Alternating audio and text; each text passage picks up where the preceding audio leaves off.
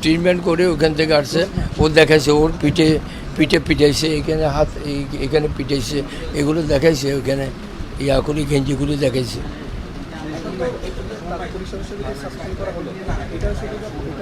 এটা তো আমাদের সামনে বলছে, কতটুকু করছে জানি না, সেটা আপনাদের না। ওর বিরুদ্ধে আপনার মামলা হইতে হবে না? ওর চাকরি ইয়া ক্লোজ করলো, কয়দিন পরে আবার টাকা টুকা খাওয়াইয়া আবার ইয়া হয়ে গেল। তো এখন ওর বিরুদ্ধে মামলা হইতে হবে। তো ওই কাজ কেন করলো, হাত উঠাইলো কেন? নাইমে তো বলছে ওইখানে যে আমার বিরুদ্ধে আমাকে যেভাবে ইয়া পিটাইলো, সাধারণ পাবলিকে পিটাইলে আপনাদের এখানে তো বসতেও দিতেন না। হ্যাঁ, এখন আমাদেরকে বসতে দিয়েছেন। হয়তো প্রথম আপনি আমাকে বলতেছেন যে চোখ নামাইয়া কথা বলো, যখন বাইরে থেকে টেলিফোন আসছে তখন আপনি আমার বলতেছেন যে ওইখানে গিয়ে বসো। তো এইভাবে হওয়া তো উচিত না আর কি। ঘটনাটা হয়েছিল যে প্রথম আমি নাইমকে টেলিফোন করছি যে তুমি কোথায়, বলো আমি আসতেছি, ফ্লাইট ডিলে হয়েছে। বলো আব্বু ফ্লাইট ডিলে হয়েছে, আমি আসতেছি। তো ফ্লাইট ডিলে হয়েছে, আসতেছে, দেখি দিই এর 15-20 মিনিট পর আব্বু আমাকে পুলিশে নিয়ে যাচ্ছে। এভাবে চিকলাইছেও, কিন্তু হেভি চিকলাইছে। এই দুই চারবার কথা বলার পর সাথে সাথে ইয়াটা বন্ধ করে দিছে, মোবাইল খোলা কিন্তু মোবাইল কথা বলতেছে না, আর ইয়া পারতেছে না। তখন আমি কি করছি, শার্টটা নিয়ে লুঙ্গি ভরা থানায় গেলাম। থানা থেকে বলে দেও কুলসিতে আসে। আমি আবার কুলসিতে গেছি।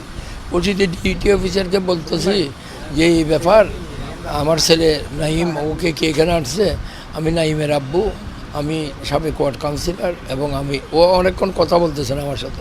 তারপর আমার পরিচয় দিলাম, আমি মহানগর বিএনপি ভাইস প্রেসিডেন্ট। তখন আমার বললো তো আপনি ওখানে গিয়ে বসেন। আমি বললাম তো আপনি বাসাটা সেইভাবে কেন, আপনার বাসাটা তো সুন্দর হওয়া উচিত। আপনার সাধারণ পাবলিকের সাথে যেই আচরণ করেন আপনি দেখতেছেন, আমার সাথে এইভাবে ইয়া করতেছেন। ওরা শুনছে বাইরে থেকে যে ছেলেগুলা ওই ছেলেটাকে দৌড়ে নিয়ে গেছে, ওরা শুনছে। ওরা যখন সিগড়ি করছে তখন উচিত বাইরেই বলে তো আমার রুমে আসেন। রুমে গিয়ে দেখি যে নাইমের সাথে কথা বললো। নাইম বললো যে দেখেন, আমি গাড়ি থেকে আমার থামাইতে বলছে, গাড়ি থামাইছি, আমি নামছি, দরজা খুলে নামার পর ইয়া করছে। এই নামার পর আবার আমি আমার পরিচয় দিলাম, আমার পাসপোর্ট ইয়া করলাম, ওগুলো শুনতেছে না। ও আমার গলা টিপি ধরে আবার ট্যাক্সিতে উঠাইতে চাইছে। পাবলিক যখন জমি গেছে, আমি তখন তাকে করে নিচে নামছি।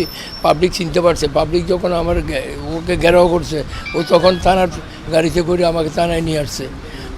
ওই ছেলেটা যেটি ডিবি পরিচয় দিচ্ছে, ওকে আনে নাই।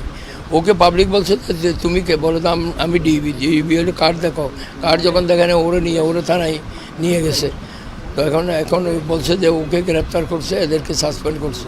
যে সাসপেন্ড কী করছে না করছে এগুলো তো পাবলিকলি আমাদেরকে বলছে, কিন্তু এগুলো তো ইয়া হওয়া উচিত, এবং এদের বিরুদ্ধে মামলা নেবে বলে বলছে। মামলাটা নিচে কিনা এগুলো আমরা দেখব, কোয়ারি করে দেখব। এবং আমি মনে করি ওকে যে ট্যাক্সিতে উঠেতে চাইছে, তাহলে নিশ্চয়ই হাইজ্যাক করার উদ্দেশ্য ছিল, নাহলে একটা পাবলিক ছেলে, ও ড্রাইভার ফারের ছেলে, ওর নাকি ওই টাইপের ছেলে। তো এখন ওরা এই কাজ করছে, নিশ্চয়ই এটা একটা উদ্দেশ্য ছিল। উদ্দেশ্য না থাকলে এদেরকে রিমান্ড আইনে এদেরকে এগুলো জিজ্ঞাসাবাদ করা উচিত প্রয়োজন মনে করি।